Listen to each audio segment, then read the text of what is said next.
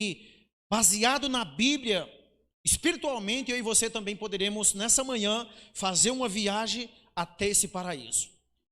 Sabe, irmãos, o céu tem sido motivo de minha e sua meditação? Quanto tempo a gente passa parando, meditando em como será o céu? Você já parou para pensar nisso? A gente ouve falar, a gente lê esses textos na Bíblia, mas talvez ele não empolgue tanto a mim e a você. Mas sabe por quê? Porque a gente não conhecemos, apesar de a Bíblia falar, de ouvirmos falar, mas eu nunca estive lá. A gente conhece esse mundo que vivemos. Lembre-se, aqui no livro de Isaías, no Antigo Testamento, está a promessa, não é, de que Deus está dizendo, eu vou, não é, os novos céus que eu hei de criar, eles vão estar diante de mim, mas também a vossa posteridade e o vosso nome. E louvado seja Deus por isso, por essa promessa tão grandiosa. Mas eu queria levar você agora ao livro de Hebreus capítulo 11. Por favor, vamos fazer uma viagem pela Bíblia nessa manhã, irmãos. Hebreus capítulo 11, abra por favor. No Antigo Testamento lemos a promessa do novo céu. Capítulo 11, verso 16, e você um pouco rápido por conta dos textos que temos a ler ainda. Veja o que aparece no livro de Hebreus. Capítulo 11, verso 16 diz assim: agora, porém, desejam o que, querido? Uma pátria melhor. Eu não terminei o verso. O apóstolo Paulo está dizendo, cremos que foi ele quem escreveu, o autor dessa epístola ou dessa carta aos Hebreus. Ele está dizendo, agora, porém, desejamos ou desejam uma pátria melhor. Onde é essa pátria melhor? Na terra não existe pátria melhor. A gente vivemos em cima dessa terra momentos bons, dias bons, mas os dias tenebrosos, às vezes, eles são mais do que os momentos bons que nós vivemos. Quantas pessoas, se você for falar com ela, ela vai dizer, eu tive um péssimo ano novo, ou ano velho, não é? Melhor dizendo, ou talvez a passagem de um para o outro. Para mim foi uma benção, não sei para vocês. Deus nos deu o privilégio de estar aqui. Agora a pergunta é, o texto está dizendo, Paulo está dizendo, agora porém desejam. Temos esse desejo dentro de nós? Desejamos o céu com um desejo ardente? Diz ainda mais o texto aqui, uma pátria melhor, isto é, a celestial, pelo que também Deus não se envergonha de sermos chamados de quê, querido? O seu Deus, pois já lhe preparou o quê, queridos? Uma cidade. Aí eu vou perguntar aqui para você, a nova cidade que vai descer do céu, ela está preparada ou ainda vai ser preparada? Está preparado, não é, irmão? Um dia alguém disse assim, irmãos, o que você diz do texto de João? Porque Deus disse que foi preparar lugar. Eu te pergunto, um Deus que fez um mundo que nós habitamos, todos os universos, tudo, Ele criou tudo, em 6 dias, ia passar 1900 anos criando uma cidade? Não bate bem, não é? Então o texto está dizendo que nós deveremos almejar uma pátria, desejar, ou seja, a cidade celestial, que é que Deus tem preparado já para todos nós que aqui estamos. Voltando à questão do texto lá de Isaías, que ele disse, a vossa prosperidade, não é? Posteridade, ali envolve nossos filhos, os filhos espiritual, todas aquelas pessoas que tiveram o privilégio de ouvir o evangelho por meio de você e que foram também salvos. Mas o importante também é que o meu nome e o seu estará diante do nosso Deus, e louvado seja Ele por isso. Por favor, vamos em Apocalipse, capítulo 21, vamos aprender algo, daqui a pouco no miolo do sermão, onde nós demoraremos mais. Eu estou só apresentando a questão da nova terra e o novo céu, e nos demoraremos mais na questão do novo seres, os novos habitantes que habitarão ali. Capítulo 21, penúltimo capítulo do livro de Apocalipse, verso 1 e 2 diz assim: então vi novo céu e uma nova terra, pois já o primeiro céu e a primeira terra fizeram o quê, querido? e o mar já não existe. Interessante é que o autor de Hebreu, ele diz, não é?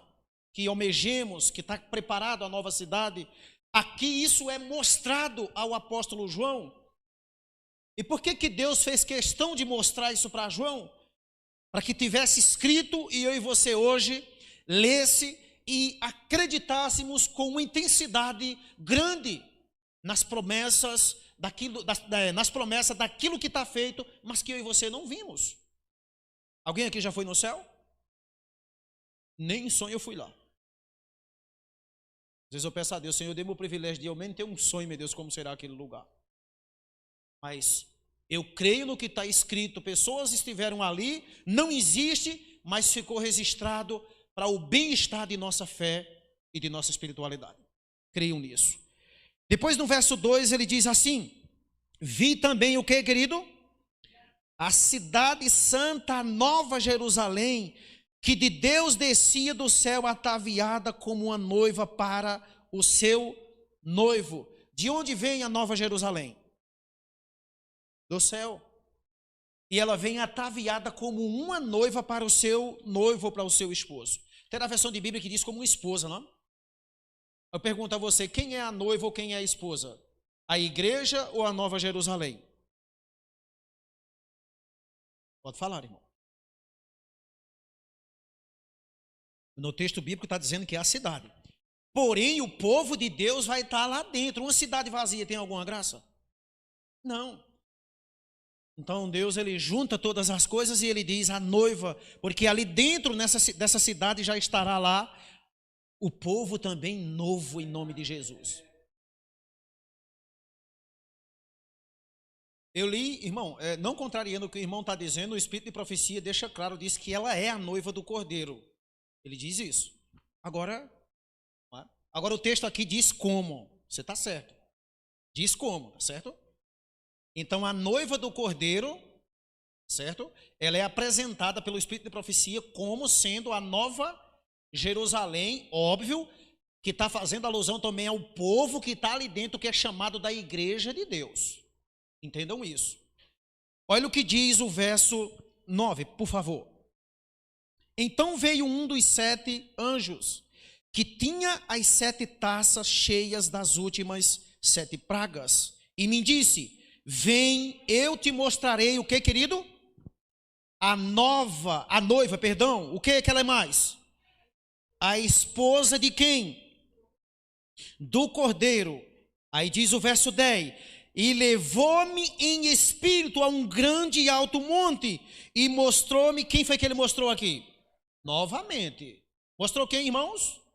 Quem é a noiva e quem é a esposa? Eu estou entendendo que é isso aqui. Ele está dizendo aqui: e mostrou-me a grande cidade, a santa Jerusalém, que descia do céu da parte de quem? De Deus. E o interessante é nova, né? Por que é nova? Lembre-se disso. Porque foi algo criado e que nunca penetrou dentro dela, não é? O quê? O pecado. Mas ela descia, ela não foi criada nessa terra, nós não vimos. Pelos olhos da fé, nós vimos, acreditamos, imaginamos como deve ser. Alguém aqui já foi numa cidade onde tem praça de ouro, rua de ouro, cadeiras, não é? De pérolas preciosas? Eu nunca fui também. Aliás, tem muitas pérolas preciosas que eu nem vi. Às vezes eu vejo porque eu olho no YouTube ali, não é que passa muitas coisas, a gente vê aquelas coisas.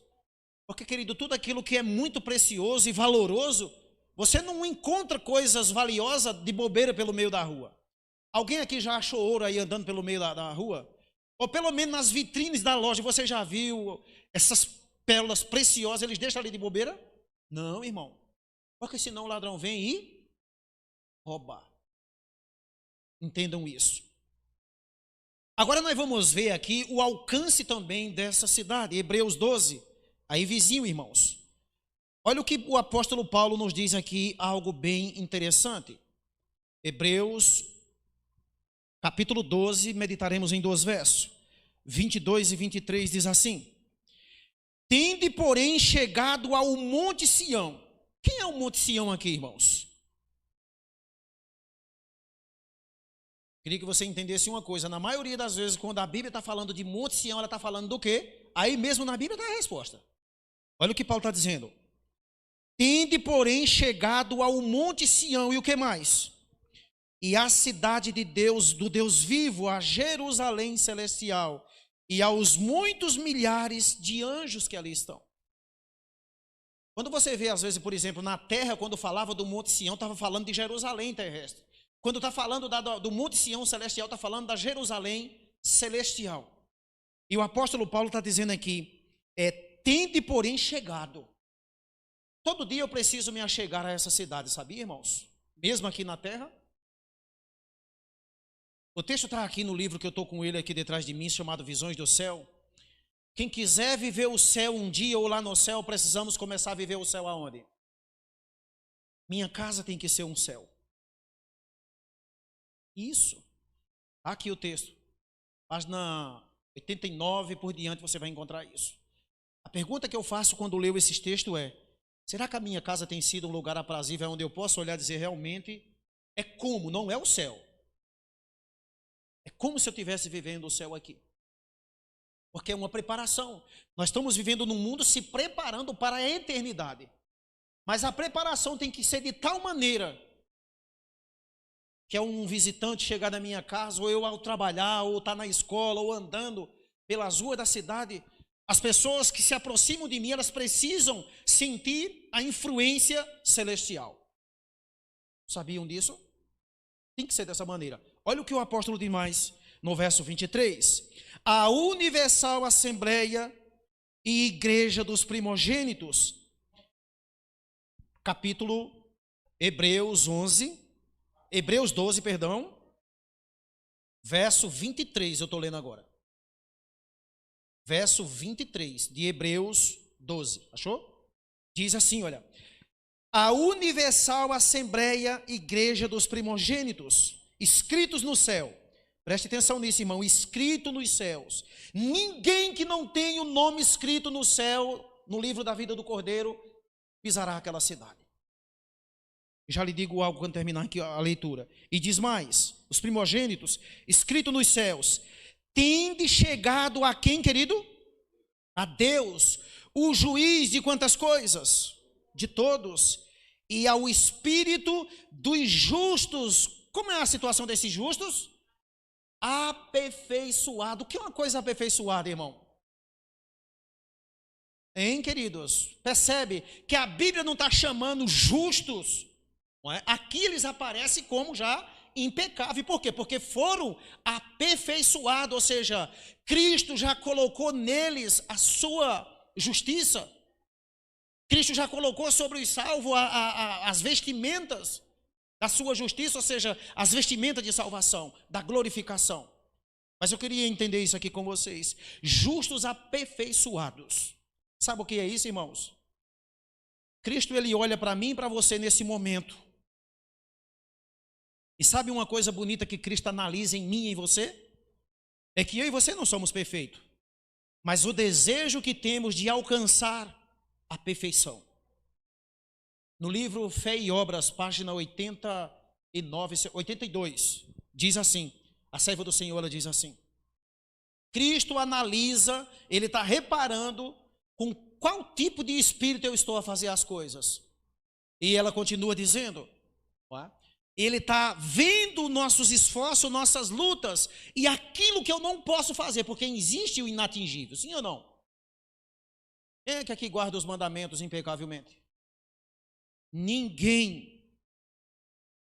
Um dia nós guardaremos no céu. É esse inatingível que Cristo, ele é o quê? O atingível, somente ele conseguiu. Então ele está olhando a minha intenção, porque eu também não posso pegar nisso, eu não consigo, então eu vou viver a vida de todo jeito. Não é isso que eu estou aqui a ensinar, nem a Bíblia ensina. Cristo está olhando a sua luta e a minha. E o que não posso fazer, ele apresenta ao Pai por mim. Ele atinge por mim. Por isso que isso me faz prosseguir e estar aqui. É aí onde entra a questão de justos aperfeiçoados. Lembra do sacerdote Josué naquela visão de Zacarias capítulo 3? Não é? Que disse, Josué estava diante do trono de Deus, mas lá também estava quem? Satanás para o acusar, diz a Bíblia viva. E o Senhor Jesus olha para Satanás e diz, é inútil a tua acusação aqui. Sabe por que é inútil? Porque quando nós confiamos na justiça de Cristo, todas as acusações do diabo e de pessoas são inúteis diante do trono de Deus. Deus não quer ouvir isso. E ele diz: tirais as vestimentas. De que forma estava as vestimentas dele? Suja. E colocai-lhe vestimentas limpas. É isso que Deus tem para cada um de nós. A novidade de vida, uma nova vida. Repito, lá no céu não entrará nada velho. Porque Cristo, quem confiar nele, ele vai transformar ontem e colocar dentro daquela cidade. Justos, aperfeiçoados. Hoje nós somos imperfeitos. Mas a luta de Cristo é exatamente essa, através do seu Espírito Santo, aperfeiçoar o nosso caráter.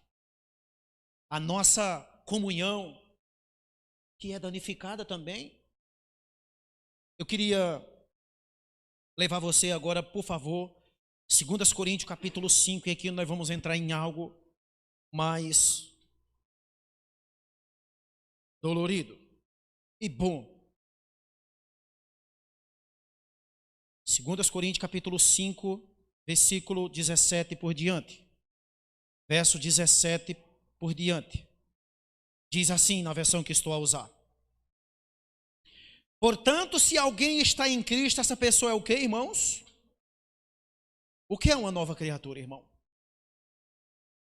Capítulo 5 de 2 Coríntios, verso 17. Portanto, se alguém está em Cristo, essa pessoa não é mais uma velha criatura. Ela é uma nova criatura. Mas a nova criatura peca?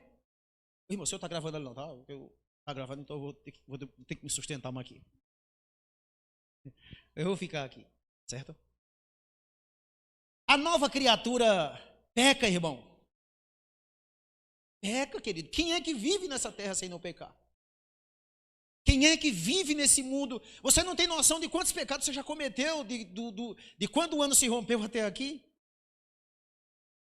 Se nós conseguíssemos viver uma vida sem pecado nessa terra, para que então seria que Cristo está lá no céu intercedendo? Porque João diz assim: filhinhos, eu aviso essas coisas a vocês para que vocês não pequem. Ele está falando para quem ali? Para cristão, irmãos. Mas todavia, se alguém pecar, temos o que lá no céu? Um advogado chamado de justo, o qual faz intercessão por nós. Mas ele também não está mandando eu continuar, não é? Pecando, mas nós vamos pecar, queira eu, você ou não. A nossa luta é para se desviar do pecado, mas nós somos pecadores, por natureza. Mas graças a Deus, que temos um justo no céu, que se compadece de todos nós. Aí o apóstolo Paulo está dizendo: portanto, se alguém está em Cristo, é uma nova criatura, e as coisas velhas, que foi que aconteceu, irmão? Já passaram e tudo se fez. Louvado seja Deus por isso. Existe, a nossa vida está cheia, todo dia Deus prepara algo novo para mim e para você. Caminhos novos para andar por eles. Lembrando que, vez ou outra, nós erramos, mas isso não quer dizer que você não é uma nova criatura. Porque você não sente, a nova criatura peca, mas ela não sente prazer no pecado. Quando ela peca, dói. Agora, pelo outro lado, você já viu aquela classe de gente que também tem na igreja dizendo assim: eu sou assim mesmo e não mudo e acabou. Eu não levo desaforo para casa. É um perigo essas pessoas, sabia? Porque Cristo me chamou para mudar de vida. Se eu estou dizendo que eu não mudo, eu estou dizendo assim: Deus não tem poder, ou então o sacrifício dele por mim foi em vão. Porque nova criatura é alguém que Deus pegou lá do lamaçal do pecado, trouxe para o seu caminho, para dentro do seu reino, e disse: você é uma nova criatura. E a nova criatura, ela morre lutando para permanecer sendo uma nova criatura. A nova criatura precisa vencer a ignorância. Sabia disso? Eu li um texto no Espírito de Profecia que disse assim, irmãos: o diabo tem várias formas de destruir as pessoas, e uma delas é a ignorância. E tem gente muito, mas é muito ignorante demais. Ela só fala com você no esporro. Ela só lhe trata com desprezo. Eu tenho que ter cuidado com esse tipo de ignorância. esposa, pai, filho com os pais, amigos e vizinhos, etc. Eu tenho que ter cuidado com isso. A nova criatura, sabe, irmãos, é alguém que tudo está se fazendo novo em sua vida. Todo dia. Todo dia Deus dá um dia novo a gente, sim ou não? Para a gente recomeçar. Estamos diante de um novo ano que começou, já se passou, acho que nem um dia se passou direito ainda. Novo. Deus, ele sempre está oferecendo algo de novo para cada um de nós. Deus sempre está nos chamando ao recomeço. E toda vez que ele está dizendo, olha, vamos recomeçar, é porque ele quer destruir o que está de velho na minha vida. E você está aqui nessa manhã, e você também que está ouvindo essa palavra, é porque você deseja ser renovado. Eu quero. Sabe, irmãos, tem tantas coisas velhas ainda na minha vida. Sabia disso? A gente somos apegados ainda a coisas velhas. Tem muitas coisas velhas em nossas vidas. Velhos hábitos, velhos costumes, velhas ignorâncias, velhos pensamentos que só nos maltratam. E é isso que Deus quer trabalhar por cada um de nós, com cada um de nós. E ele continua dizendo aqui, verso 18, e tudo isso provém de quem, querido? Tem alguma coisa seu e meu? Provém de quem? De Deus, que nos reconciliou consigo mesmo por meio de quem? O Jesus Cristo, e nos deu um ministério da reconciliação. O que é isso, irmão? O que é um ministério de reconciliação? Primeiro, Deus nos reconciliou com Ele por meio de quem? De Jesus Cristo. E agora, uma vez que você é reconciliado, o que é para nós fazer? Vocês não me entenderam? O que é para nós fazer uma vez que nós fomos reconciliados com Deus? A outras pessoas, irmã, parabéns.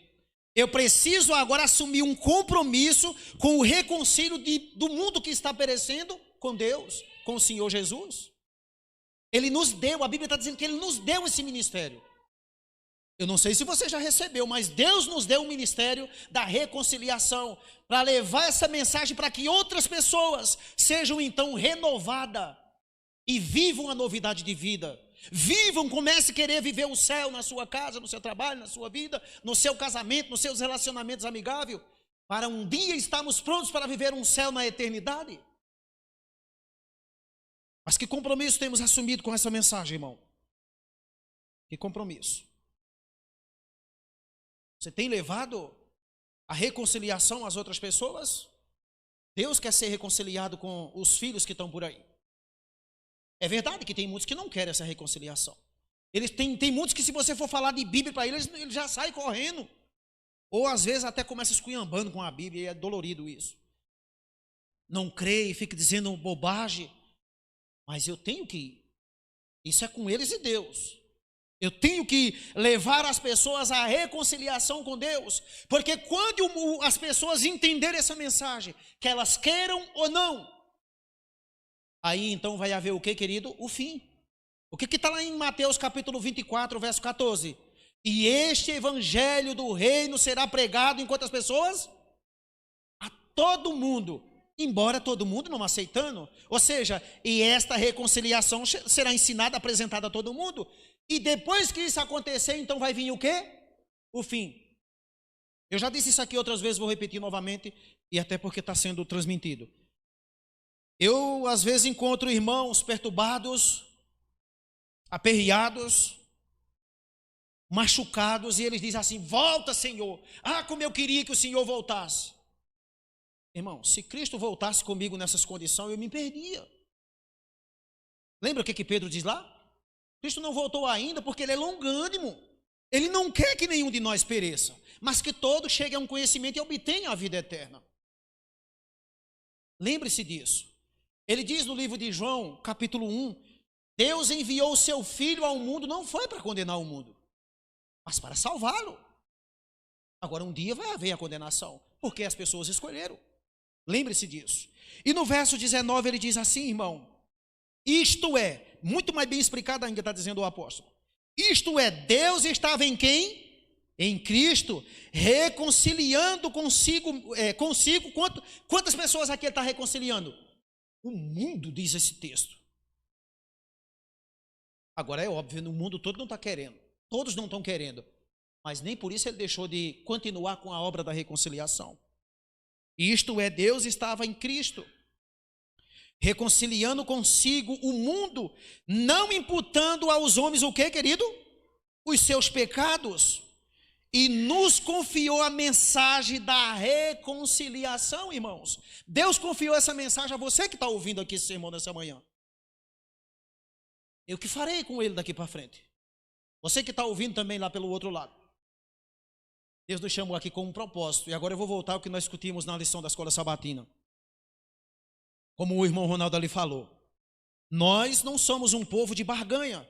O Senhor, eu fiz isso e agora eu vou ficar esperando receber isso. A única coisa que eu espero receber de Deus, se não fosse a sua misericórdia, é a destruição. O que eu tenho de bom em mim? Nada. Quem sou eu para reclamar alguma bênção de Deus? De vez em quando eu digo para minha esposa em casa, ela não entende. Eu digo, eu não valo, eu não mereço um grão de arroz. Deus me dá porque Ele é bom. Eu não posso exigir nada dEle. Ele me dá porque a sua misericórdia dura para sempre. Agora, quando Deus criou o cristianismo, Ele pensou em algo que iria manter o cristão salvo. Foi o que então? A obra, irmão, de levar essa mensagem a outras pessoas. Eu vou ensinar, eu sei que vocês sabem disso. Fazer um desafio com vocês. Experimente fazer isso. Experimente sempre estar com a sua mente ocupada nas coisas de Deus, seja dando estudo bíblico, seja fazendo uma visita, seja lendo a Bíblia, ensinando ela para as pessoas. Irmãos, a gente não tem tempo para cometer pecado, sabia? Sabia disso? A gente não tem tempo para ficar pensando besteira que tem. Não é? O irmão falava ali sobre a doença, depressão e ansiedade.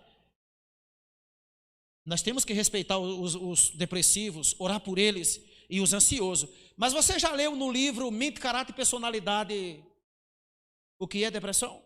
O que é ansiedade? De onde vêm suas origens? Ela diz lá que quando nós não ocupamos a nossa mente com as coisas, não é, de vida, o diabo começa trazendo o que à nossa mente? Vocês já leram isso, irmão? 12 volumes. Preocupação, e eu começo dizendo que não presto. Eu não presto, ninguém não gosta de mim, sem ninguém saber nem disso, irmão. Então isso são doenças espirituais que eu começo, não é, pensando. Eu não estou dizendo aqui que essas pessoas estão perdidas. Isso é uma fraqueza que pode atingir qualquer uma pessoa. Ninguém está livre disso. Mas que são doenças que pela graça de Deus pode ser vencida. Sabe por quê? Quando Deus chegou na caverna para falar com ele, ele disse, Elias, espera aí que vá lá no médico, viu, Elias? Que eu também não estou dizendo aqui que não é para você ir. Porque nós vivemos num mundo que Deus deixou os especialistas para a gente ir até lá. Mas qual foi o remédio que Deus passou para Elias? Qual foi a receita que Deus deu para Elias? Volta, continua na obra, vai eleger Jezael, rei de Israel, vai fazer isso, fazer aquilo, e eu já estou te dizendo que vai ficar um outro homem, Eliseu também, tu tem que deixar ele em teu lugar. Imagina como Elias voltou daquela caverna depressiva. Coisa simples. Pela graça de Deus, querido, mantenha sua mente ocupada com aquilo que é de Deus, e depressão, ansiedade, pensamentos negativos, isso vai tudo embora. Mas eu não estou dizendo aqui que você não pode buscar uma ajuda, um tratamento de especialista. Já pode sim, deve. Alguém essa semana ligou para mim, a semana passada, e disse assim, irmão, minha mulher está nervosa, e eu queria que o senhor viesse fazer uma oração, e eu estava ocupado lá no momento, tinha gente na minha casa, e eu perguntei ali pelo telefone àquela pessoa, irmãos, o que sua esposa está sentindo? Não, ela está chorando, está dizendo que aquelas coisas que o depressivo e o ansioso diz. Eu disse, irmão, leve sua esposa num especialista, porque ele vai, eu não estou aqui dizendo, ele perguntou a mim, você acha que isso é o que isso? Eu disse, eu não sou um especialista. A única coisa que eu posso fazer é uma oração. E se só a oração não resolve, eu digo, resolve. Também, depende da sua fé. Mas eu devo orar e agir. A Bíblia diz oração, orar e ter ação. Pode ser curado por uma oração? Pode, a oração é a chave. Mas se você não conseguir, não quer dizer também que você não é filho de Deus e que você não pode buscar um tratamento médico. Porque tem uns irmãos também que às vezes não entendem as coisas dentro da igreja. A fé de todo mundo não é igual, irmão.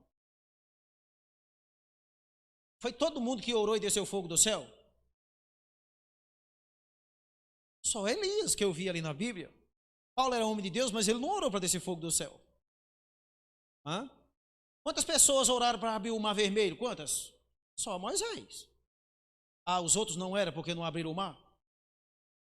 Quantas pessoas foram jogadas dentro do fogo? Somente 3, mas e os outros? E saíram com vida? Quer dizer então que os outros não eram, porque eu tenho que ir para dentro do fogo para provar se eu sou ou não filho de Deus? E se eu me queimar lá, então eu não sou filho de Deus? Entende, irmão, a situação? Tem irmãos de fazer uma oração, aconteceu uma cura ali, instantânea, né, no momento.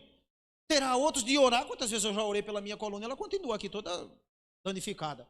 Mas isso não vai entrar na minha mente de que eu não sou servo de Deus. Doença não mede tenômetro de cristianismo. Porque você está doente, isso não quer dizer que você, mas irmão, está doente, então não é mais cristiano. É sim. Eu conheço histórias de homens de Deus e vocês também que viviam doente na Bíblia e que eram homens de Deus e que morreram por doença. Lembre-se disso. Tomar um remédio também não é pecado. De jeito nenhum. Lembra da cura do Ezequias? Ezequias estava doente. Deus mandou uma mensagem para ele pelo profeta Isaías, dizendo o quê? Ouvi a tua oração. Sim, diz assim ou não diz? Mas ele manda botar uma pasta de figo. Figo era o quê? Era um remédio natural que se colocava em cima da doença. Ele disse, eu ouvi a tua oração. Eu ouvi, e a maneira que eu estou usando é essa. Eu vou acrescentar mais 15 anos em cima da tua vida. E foi onde nasceu aquele perverso rei que matou o profeta Isaías. Mas Deus não disse em nenhum momento que ele não tinha vez. Eu ouvi a sua oração. Vou lhe dar mais 15 anos. Coloque um emprasto de figo em cima da ferida, da úlcera, e você vai viver. Por que Deus não disse assim? Ele tinha poder para isso, sim ou não? Mas ele disse, bote a pasta de figo em cima. Não tem nada a ver. Então, preciso ter cuidado com a maneira como eu interpreto as coisas. E diz o verso 20, versículo 20 diz assim, de sorte que somos embaixadores de quem, querido? Da parte de Cristo, como se Deus por nós fizesse o quê, querido? Rogamos-vos, da parte de Cristo, que vos reconcilieis com quem? Com Deus. Assim como como Deus estava em Cristo reconciliando o mundo, Cristo está em nós nos reconciliando com Deus, reconciliando o mundo para Deus. E que privilégio poder saber disso, irmão. Saber que nós não estamos sozinhos, que estamos com o Espírito Santo nos ajudando a fazer a obra de Deus. João 15:5 diz, sem mim, não podem fazer nada. Entendam isso. Deus quer reconciliar esse mundo por meio de Cristo, já fez isso, e hoje Cristo deixou a mesma responsabilidade. E ele diz, vá, você não está só. Eu estou com você por meio do Espírito Santo. Eu queria ler com vocês, por favor, Gálatas 2:20. Esse texto, eu ia ler na Bíblia King James, mas vou ler nessa mesmo. Gálatas